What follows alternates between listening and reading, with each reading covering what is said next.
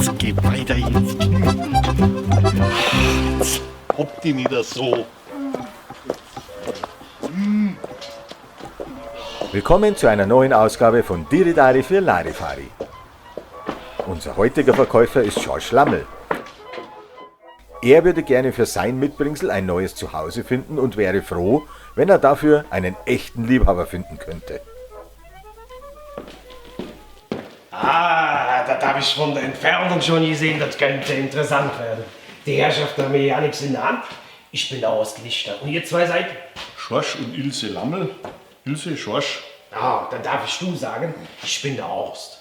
Und das ist, wie ihr wahrscheinlich wisst, unsere Expertin, die Frau Dr. Heide Zippezappe. Ist gut. Jetzt bin ich aber mal neugierig. Was habt ihr uns denn Schönes mitgebracht? Ich sehe gar kein Körbchen, kein Säckchen und kein Beutelchen. Sie? Was? Sie habe ich mitgebracht. Meine Weibe, die Ilse. Baujahr 1958, 1,62 Meter groß. Das Gewicht weiß ich jetzt aktuell nicht, aber auf alle Fälle hat es da schöne barocke Formen, oder? Jetzt hat er uns aber dran gekriegt, der Schorschi.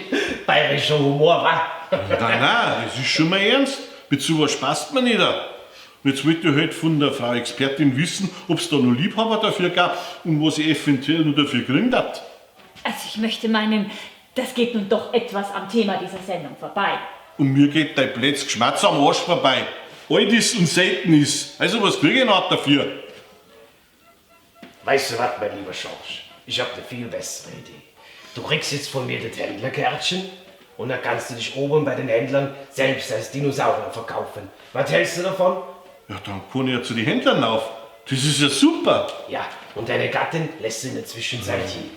Hier jetzt lang, die zweite links und dann warte, bis du aufgerufen wirst, okay? Ja, Und super. dann viel Spaß. Wiederschauen. Dankeschön.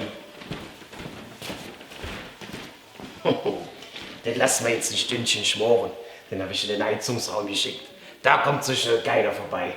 Und wir drei Hübschen, wir trinken zur Aufmunterung jetzt lecker Likörchen. Also, auf geht's, meine Mädels.